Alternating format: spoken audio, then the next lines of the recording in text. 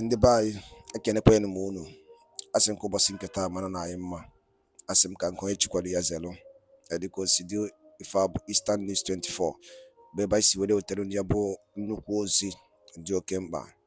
One bụ gbasata maka nnwere onwe ndị Igbo na-azọ ana gbasata maka ife na-eme na obodo a bụ Naịjirịa. Dịka o si dị ife nwanne anyị kwuru maka Maazị Nnamdi Kanu bụ the leader of indigenous people of Biafra. O kwuru okwu a na press conference emelu ajụgasịrị efe dị iche iche. Nwanne m kwuru okwu gbasata maka Buhari, the former president, Muhammadu Buhari, na ndịka obi ọjọọ and hatred o nwere. Ọ kpọrọ ya ancient hatred. Buhari wee ebe ndị Igbo nọ merenụ o ji jide Maazị Nnamdi Kanu n'iru akwụkwọ. Ụkwasịkwara okwu dị iche iche, ụkwasịkwara okwu dịka okwukwasị okwu dị iche iche buru ibu. Ihe o kwuru edika, mana mma chọkwa unu ga ya bụ ife ụmụnne m, unu ga-esia ya, unu atie alụ nke unu gbasata maka ihe ndị a niile kwesịrị n'elu akwụkwọ. Anyị ka na-echetakwara azụ ka anyị kọwaa ya bụ ife. All right, over to you. On the road. When you are in government, you have to display a lot of wisdom in handling political issues. I'll give you an example. United States had already cornered Julian Assange, the WikiLeaks founder, who they accused of leaking some classified document that embarrassed United States. But they also realized that they had to make a balance between free speech, between the freedom of journalists and trying to bring a journalist to trial.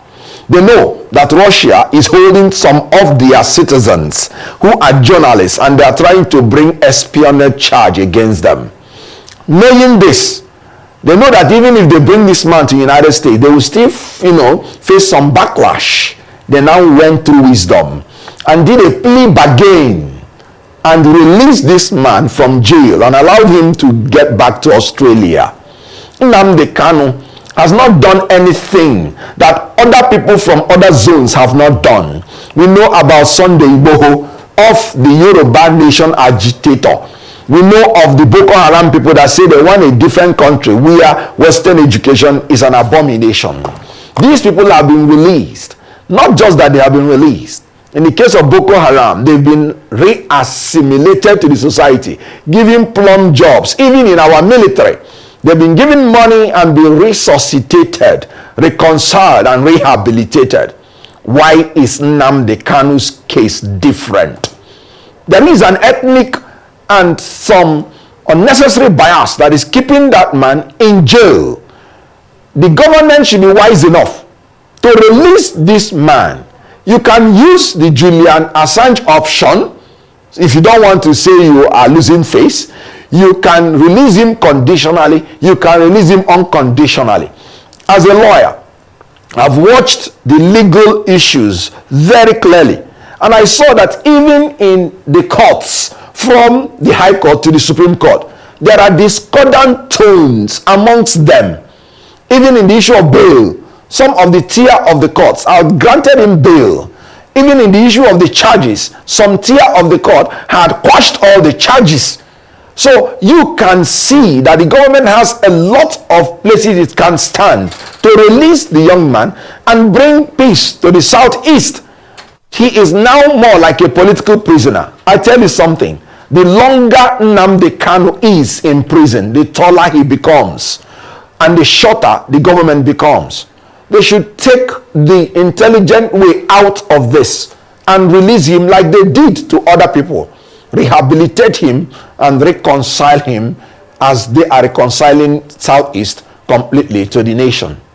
I'm glad you brought up that Julian Assange case because analysts have been looking into the similarities between these two cases.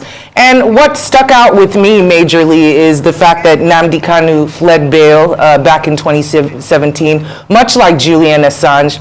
But what it seems right now is it's more of a political situation with Nnamdi Kanu. With Julian Assange, it seemed that the potentness or the pungentness of his crimes seemed to deteriorate as the world grew and as time went on and more leaks like this happened.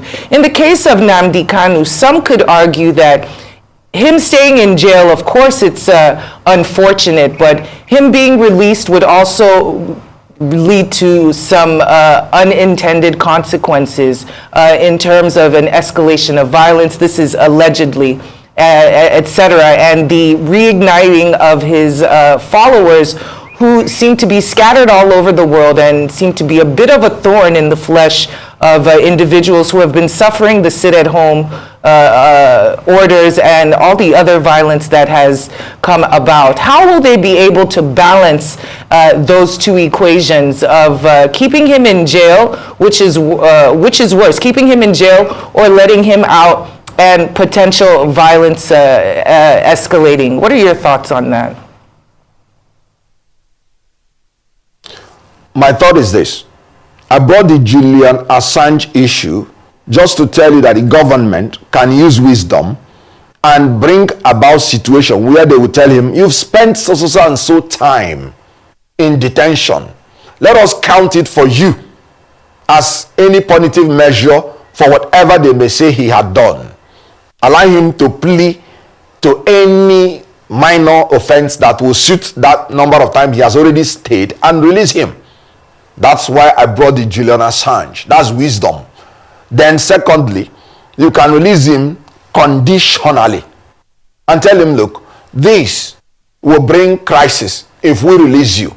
No responsible government will say, let us release you when we have not gotten a commitment from you that you will no longer go along this line. The young man had said that he is willing to negotiate, that he is willing to talk. So you talk to him. That is releasing him conditionally. Then the third one is releasing him unconditionally. So you have a choice, but the three of them will land in releasing him. The most important thing is that the government checks the cost-benefit analysis in whatever it is doing. And I can tell you that the benefit of releasing him, if you can make him to get commitment on what you want him to do after releasing him, will be better than keeping him. Because keeping him has not solved the security situation in the southeast. It has not stopped the agitation. As a matter of fact, it is making even the agitation to now be multifaceted, to now be unknown. That's why you hear the unknown gunmen. So it's more difficult to tackle. So releasing him, in my own opinion, will be better off now than keeping him. The benefit of releasing him will be better than the cost. So you negotiate with him, know the best option, and release him. Now, Mr. Okonkwo, talking about the issue of security, the governors also resolved to tackle insecurity in the southeast. But that's a bit vague when we consider what's been happening in that region over the years.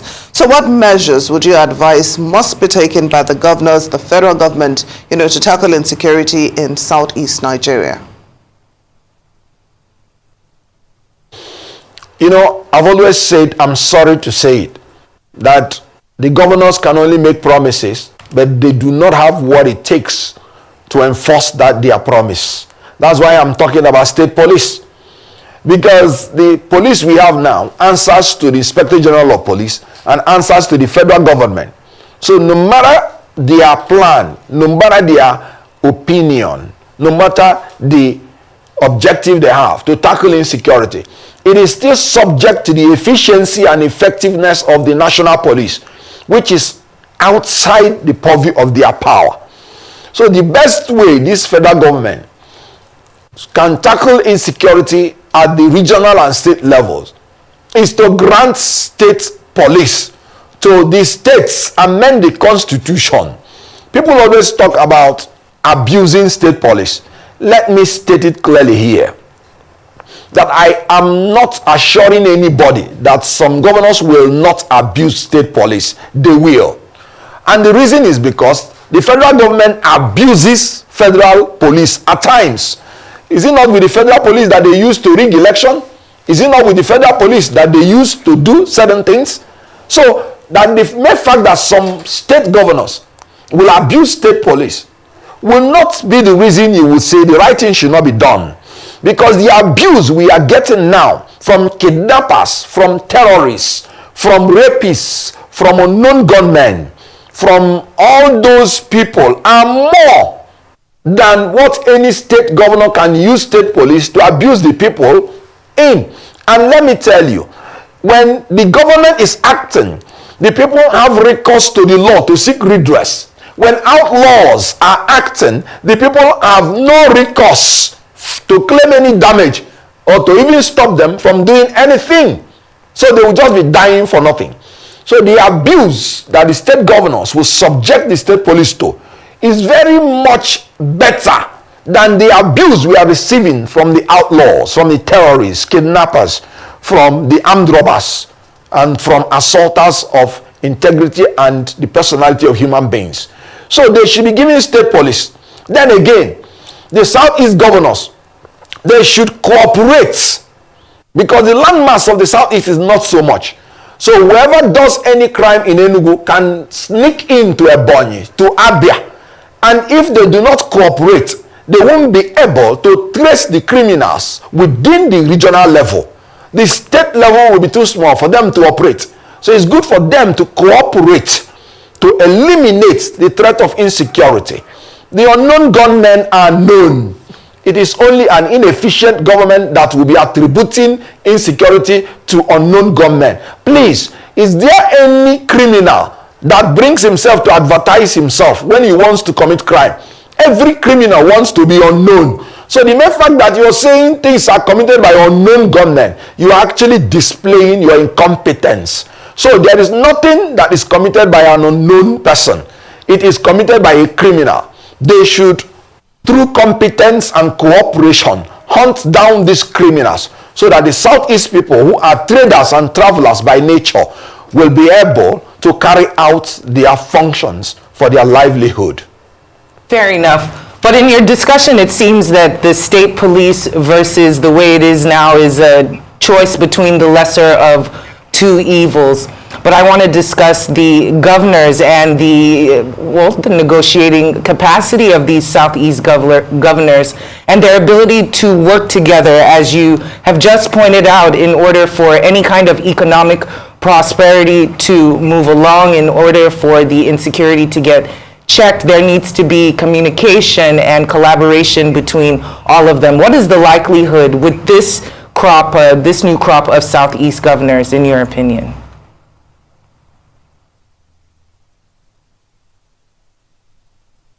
I'm not sure I got your last question because the line was cracking a little bit. I can repeat it. In terms of cooperation with the Southeast governors, how likely and how effective do you think that will be, especially with this particular group of Southeast governors that are in power right now at the helm of those other 5 governors who met in Enugu for the Southeast governors meeting? Well, obviously, from the picture of what we saw, they projected reasonable level of unity, because I saw all the governors present. They did not send any delegate. So all of them were present. At least pictorially, that is an exhibition of unity. Then again, they do not have a choice. They have to work together. Like I said, before anything happens, the landmass of the Southeast is not that much. It's not elaborate. So somebody can strike in Enugu, and in 30 minutes or less, he's already in another state. So if you make a rigid boundary, then the criminals will be getting away with their crimes because they will be sneaking into other states. So they don't really have a choice. And their cooperation is very, very easy because they share cultural, is monocultural, is monolingual, is monoethnic. So everything that affects one state affects the other. So it is easy to cooperate. And again, they come from different political parties, not one, not 2. So their diversity will compel them to cooperate. So the issue here is that the level of insecurity in Southeast is much, and no state has monopoly of the violence. They cross border to other states. What is happening in Anambra may just be coming from Imo State. What's happening in Imo State may be coming from Abia. So there must be cooperation if they will succeed. And I believe, from what I saw, knowing that their existential threat is now very, very major and affects all of them, I believe they will come together to find solution to the problem. But the government, federal government, has to empower them. It will be very unnatural to think that a tier of government will succeed when they have the power to make laws, but they don't have the agency to enforce their laws. This is why it is inevitable, as it happens in other crimes. In America, even the local government has its own police. So any tier of government that has the power to make laws must have the power and the agency to enforce those laws. Otherwise, it will be giving somebody responsibility without giving him authority to perform. In management, there must be parity of authority and responsibility before objectives are achieved. If authority is more than responsibility, it leads to abuse of power. If responsibility is more than authority, it leads to lack of performance. There has to be parity in this. For now, the state governments have only responsibility to keep peace in their states, but they don't have the authority to execute and bring about that peace. That authority should be given to them in the name of state police. Mr. Kenneth Okonkwo, recently, we had news that some northern senators and cattle breeders are against the passing of the anti-open grazing bill, saying it is against their freedom to reside anywhere in Nigeria, as stated by Section 42 of the 1999 Constitution. I'd like you to react to this. First of all, that is a misinterpretation of the Constitution. The Constitution said any Nigerian citizen has the right to reside in any part of Nigeria and has the freedom of movement. As a matter of fact, the law is very clear that animals are not given the freedom to roam about, because animals are known to either destroy lives or destroy livelihoods. So when you talk about cattle, when you talk about herbivorous animals, you're talking about animals that destroy livelihoods. Rearing animals and planting crops, these are the two sides of agriculture.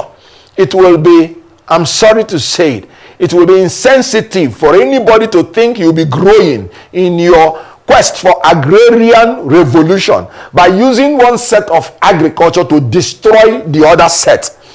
Cattle and herbivorous animals eat up plants. You need plants, you need animals for your food. So saying you will allow the cattle to eat up the plants is actually being unwise, because you are destroying agriculture thinking you are improving it. Now, the issue of banning the open grazing, I am really very shocked that any human being in the 21st century will even open his mouth to say you will allow these young, beautiful children to be following animals from Maiduguri to Port Harcourt, from Sokoto to Lagos, trekking through the forest where they will be drugged, where they will be brainwashed, where they will be traumatized and terrorized without option of going to school. And you're saying your own children will be going to the best of schools, and the children of the poor and less privileged will be condemned perpetually to live in forests, in terrorist-infected forests, to trek with animals. You have reduced these children to the level of animals. I can tell you, hardly will any child move from Maiduguri to Port Harcourt trekking in Nigeria today without meeting one kind of Waterloo or the other, or without coming out becoming a terrorist himself. All the crimes that are being committed in Nigeria today are committed in the forest. And then, what is the security of the cattle in itself? Because the cattle will end up being rustled by the terrorists. There is no more safety in the forest as it used to be. And these children are entitled to go to school. They are not entitled to be condemned to become animals. And when you allow animals to pass through the cities, we are talking about cholera. Cholera is the filthiness and the contamination of the water you drink by basically the feces of animals and human beings being defecated in open place.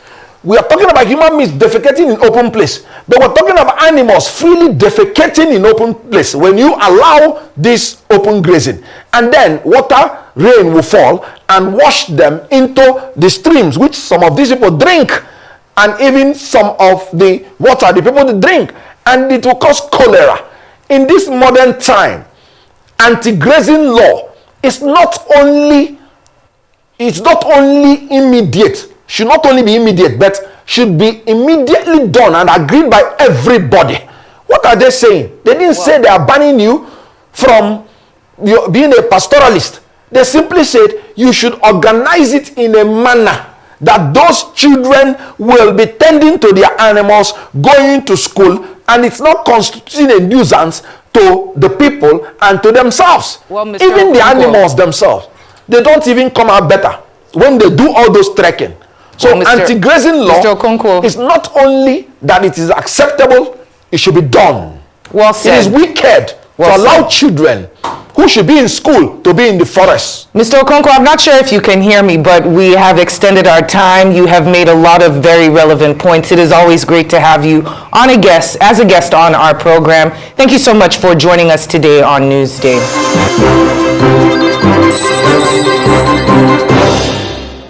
Ndị be anyị daalụ niile nụ Igbo ma na-ege ntị. Kunu si wee so na anyị na-eme n'elu akwụkwọ na Eastern News 24. Bụ ebe anyị si wee wutere unu ya bụ nnukwu ozi. Ya bụ nnukwu ọgbasa ozi dị oke mkpa gbasara maka ala Igbo na gbasara maka ihe na-eme na obodo anyị nọ n'ime ya. Dịka o si dị, unu anụgo nnukwu ya bụ ife si wee gaa, unu anụgo nnukwu ya bụ ife si wee na-akpọtụ. Ọ na-anụgo n'ihe nwanne anyị kwuru gbasara maka mmegbu a na-emegbu ndị Igbo, ana gbasara maka mmekpa alụ a na-eme ndị Igbo. O were ajụ ọ jụrụ n'iru akwụkwọ wutere m. Ọ sị ọsọsọ Maazị Nnamdi Kanu bụ onye izizi of freedom fighters. The answer is no. Sunday Igboho zọrọ. The way we treat Sunday Igboho dị iche. So many other people, Asali Dokwa Ubo, Niger Delta region, the way we treat fa dị iche keze maka ndị Igbo. O kwuru okwu gbasara maka ndị okenye anyị ji eme ọnụ bụ our elite je visit former president besara kwa akwa. Even o kwuru okwu maka ịnụ ya okwu maka iwu anyanwụ. O jụrụ Buhari dị ntamu n'oche ya kpọọ ya Maazị Nnamdi Kanu. O treshi ya dị okwu. Amaechi bụ former aviation minister Mbazirike Amaechi, nna anyị before ya nwụọ, o jekwuru president si ya kpọọ ya Nnamdi Kanu. Ọ bụrụ ya bụ the last wish ọ ga-emeri ya. Ọnụ na watch na afụ na the hatred is too much, and the ajụ anyị na-ajụ wee sị ị ga-ehate mmadụ wee lapụ isi ya gabala onwe ya. One bụ were ihe ndị Igbo na-benefit from Nigeria. No, take it or you leave it. Ka ekwu okwu dịka o si dị. Ndị Igbo is not benefiting anything from the Federal Republic of Nigeria. We are the one that hustle on our own. And anyị wabụ na-agba mbọ n'isi onwe anyị to sustain our families and ihe ọbụla dị iche iche anyị na-eme. So I form the reason ga-eji bụrụ onye Igbo bụ the problem. Ọ bụ ebe ihe na control the economy.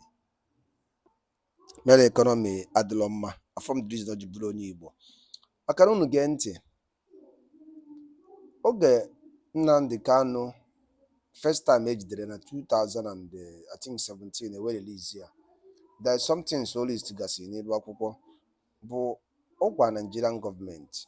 If you can build second Niger bridge, give me 24 hours electricity and build good hospital. That Noga. Then seaport, Noga equity agitation. Then now the question, Boro, if any now who could one boy normal government will see the people. Oteneke gbapuo mmiri, nye ọkụ, nye ụzọ, nye good hospital, nye seaport. Then ihe Maazị Nnamdi Kanu demanded, is he a very big tax for the Federal Republic of Nigeria to do? The answer is no. The problem is na hatred dị ya. No, ịkpọmasị ewere ebe ndị Igbo nọ. So maka ndị ekwu okwu akịta maka onye Igbo ga na ebe ọ nọ si na Maazị Nnamdi Kanu amara ihe ọ na-eme. Ọ mara ihe ọ na-eme. Ihe ọ na-eme bụ ka ọ dịrị gị na mma, ka ọ dịrị ụmụ anyị ya amụ echi na mma. Akwụ na aghọta. Then the benefit ndị Igbo ritego na Nigeria nọ n'ime, the benefit. So asọmkụ saa m ya bụ ife. Akwụ na aghọta. Because o nwere ka esi kwubezi okwu, ọ dị ka anyị wabụ problem. Akwasịgo na Igbo ama nchi, good and fine. Gịnị na-eme kịta? Mmiri na-ejuzi awụ ọnụ. Ndị na-ekwu ha ọ na-ekwetezi na ọ na-eme.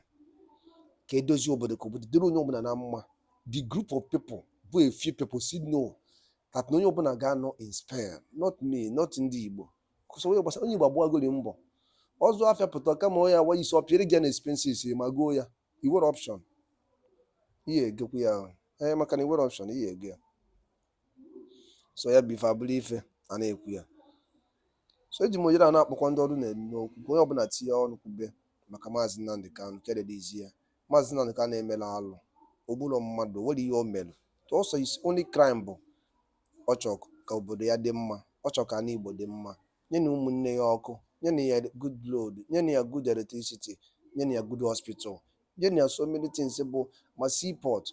Ihe niile anyị fụrụ obodo a dị mma. O nwere most things dị na ya. Ka egwe na ụwa ya eziokwu. Maazị Nnamdi Kanu na-achọkwanụ tigbuo ma zọgbuo. Mana ife a na-emezi ndị Igbo meziri ọ na-ewute. Onye Igbo ga-atụ afịa jee gbaa ya na Lagos, mana anyị wee seaport here.